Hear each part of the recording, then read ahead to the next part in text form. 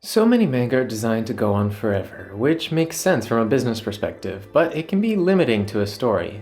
This is why I really appreciate when a manga author will write a very well planned out shorter series. The pacing of the overarching story can be much tighter, and getting to the ending without any padding can be much more satisfying.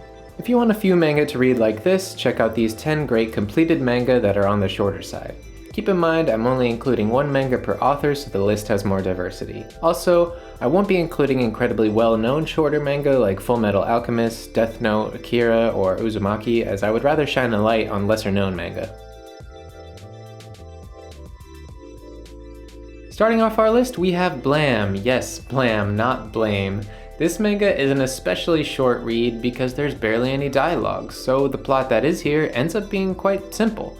The main character, Killy, is journeying through a massive world trying to find someone who has the net terminal genes. What those genes are and how they will help save this world on the brink of collapse is a story that unfolds rather unconventionally. For much of the narrative, Blam relies on environmental storytelling and little clues to get across the story of this mysterious world.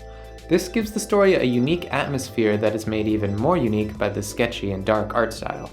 I would say Blam is an action manga with a little bit of horror, with huge battle scenes being the highlight. However, Blam takes the time to have calm moments of exploration to build anticipation for the big action-heavy parts.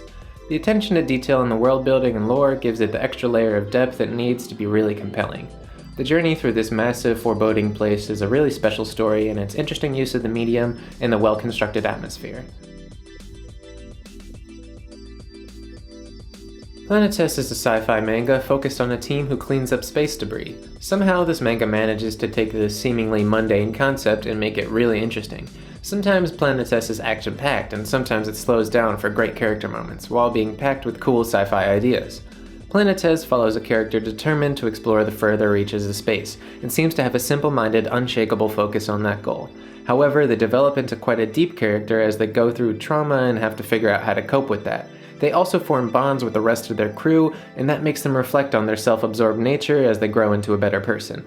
The core appeal of Planetes is seeing the growth of all the characters as they have exciting sci-fi adventures and downtime to explore the deeper parts of themselves. You might know the author Makoto Yukimura from their more popular work, Vinland Saga. Though Planetes is a very different story from Vinland Saga, the same passion for the subject matter can be felt here, and the story and art for both has the extremely high bar for quality. The anime adaptation is good for this one as well, but I prefer the manga for its art and pacing. Check this one out if you love sci-fi and want a character development focused manga with good storytelling, flipping between high-intensity sci-fi excitement and low-key character moments. If you want something that is off-the-wall intense the entire time with a great overarching story, well-paced plot, and creative art, definitely read Fort of Apocalypse. This is a zombie manga, and usually I don't care that much about zombie stories, since they're usually not as creative as this one. Fort of Apocalypse has great mysteries as to what's going on with the zombies, and has a great payoff for those mysteries, making it stand out amongst the crowd. The manga starts off in a prison when the zombie outbreak occurs, leading to a really interesting scenario that seems impossible to escape. What makes it so good is that the main characters are really smart, so it's interesting to see how they figure out how to get out of these insane situations that they're put in. The overarching story is good, but what makes this one great is the moment-to-moment pacing. Fort of Apocalypse is always trying something new and crazy to keep your attention and ramping up the stakes. Check this one out if you want a fresh take on the zombie genre, or just want a story that will grab you from the beginning and will never let go with its relentless pacing.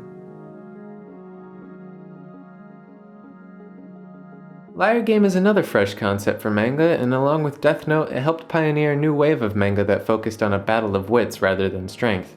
Liar Game tells the story of a naive person who gets wrapped up in a game of psychological manipulation and deception. Their pure-hearted and trusting nature puts them at an extreme disadvantage. Thankfully, they have an ally who juxtaposes their personality and is a master of manipulating and conning people.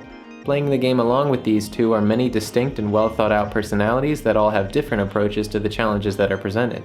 The mind games between the characters always go a level deeper than you expect, and seeing how all the different personalities try to come out on top with just their mental strength is always super interesting. People may get stuck on the fact that the art here is not the best, but the art is not the main draw for this manga. The strong writing and scenario crafting for the games these interesting characters play is what will keep you hooked. This manga is not as action-packed as many others on this list, but if you enjoy a strategic battle, then the well-thought-out showdowns and liar game will keep you turning the pages. Ajin's plot focuses on the appearance of demi-humans, people who always come back to life when they die.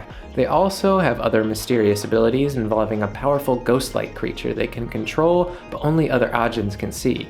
The mystery of the demi-humans is interesting, but the core appeal of this manga is how smart the characters are in the battle of wits that takes place when they're trying to defeat an opponent who literally can't die. I tend to appreciate battles in a manga more when it's more about outsmarting the opponent rather than just being stronger, and there's plenty of that here. Another smart element to Ajin is that the world is very well thought out, with interesting responses from the government to the existence of Ajin and the societal stigmas that apply to Ajin. Seeing the great intelligent characters react to the scenarios brought about by this well thought out world leads to a great gripping story with incredible action and well developed characters. I may be cheating a little here calling this one short as it's not yet completed, but most people think the manga only has a dozen or so chapters left at most.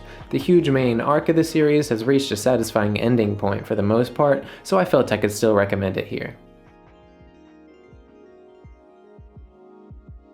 Domu by Katsuhiro Otomo is a little bit of a prototype for Akira, as it's also a story about people with psychic powers, but the tone of Domu is very different. The story starts as a murder mystery, though it slowly becomes clear that something paranormal is going on. It turns out a disturbed old man with psychic powers has been using the apartment building they live in as a playground for their violent tendencies. A young girl with even greater psychic powers moves into this apartment complex and starts to challenge the old man, and their psychic struggle becomes the focus of the story. Domu is really tense and thrilling, getting quite scary and violent at times. The heavy atmosphere of dread in the story is only made heavier by the top-tier artwork by Otomo. This tense atmosphere established in the beginning builds and builds into the last couple chapters where the tension erupts into a final showdown. Their incredible detail in the drawings of intense bursts of action, as well as mundane moments, elevate this into one of my favorites. Check this one out if you're a fan of paranormal thriller stories, or if you're a fan of Akira and want to see Katsuhiro Otomo's earlier work. Billy Bat is by author Naoki Urasawa, but it goes much more underappreciated than all their other works, such as Monster or 20th Century Boys. This is a real shame because personally I think this is their best work. Billy Bat examines the cultural impact of art in a really interesting way. The story is about a bat drawing that has a mysterious influence over the course of history. Billy Bat takes place in many different time periods, showing different ways in which those who use this powerful iconography influence the world for good or evil purposes. The story weaves in folklore, popular conspiracy theories, and a lot of meta-style writing about art. Check this one out for the super unique premise and execution of the story, as well as the solid art and interesting use of the medium of manga, all of which makes this one of my favorite manga of all time. Witches tells a collection of a few short supernatural stories about witches in a few different cultures that are sometimes connected in small ways, but for the most part stand alone and are connected only by the core concept of exploring witches in different settings. The main draw here is definitely the insanely good art, but what surprised me is how great the story is here as well. The short stories range from those of environmentalism to the follies of seeking revenge, and more, all told through captivating abstract imagery and poetic dialogue. This manga can be terrifying, intriguing, and mysterious, which surprised me coming from reading Igarashi's other works, which are often quite cute and wholesome. Witches has a really immersive world, drawing you into its different settings with compelling and satisfying short narratives. Check this one out if you're in the mood for something with incredible art that is pretty scary, but you've read everything by Junji Ito already, so you need something new. Now we go from the obscure Daisuke Igarashi to the extremely famous Satoshi Kon. Surprisingly though, Satoshi Kon's manga gets far less attention than their animated works. It's a real shame though, as their final work as a mangaka called Opus is truly something special. This meta take on manga creation centers its story on a manga author struggling to finish their long-running series based on people with psychic powers. When they decide to kill off one of the main characters for the ending, that character comes to life and drags the mangaka into the world that they have created in order to stop themselves from dying like the author wrote. This isn't just a meta exploration of manga creation though, it's also one of the most interesting and fun narratives I've read. The places this story goes are super interesting and take what could be a cheesy concept to amazing places. Satoshi Kon's art is some of the best in the business, and their writing here is just as strong as their most revered animes. Check this one out if you're a Satoshi Kon fan, or if you want a meta story that will blow your mind with just how creative they get with the concept. Possibly my favorite manga of all time, Tekkonkinkreet by Taiyo Matsumoto focuses on themes of growing up and a loss of innocence. Our main characters, Black and White, journey through the well-realized world of Treasure Town as their childhood starts to lose its magical luster. This change is reflected in how the city shifts from a colorful, vibrant world with any threats being insignificant to a darker world that doesn't allow for the kind of childlike wonder that Black and White are clinging to, and a real danger starts to loom. This sprawling, unique story is equally matched by a super unique art style and approach to manga creation.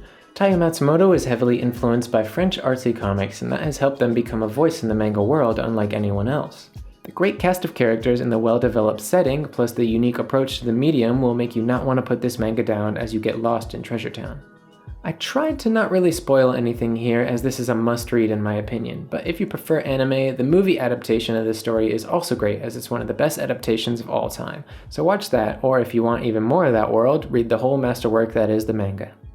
So there are 10 amazing shorter manga that respect your time by leaving out any padding and tell an incredibly good story without needing hundreds of chapters. Let me know some of your favorite shorter manga in the comments, as I'm always looking for more great reads. Thanks for watching and have a good one.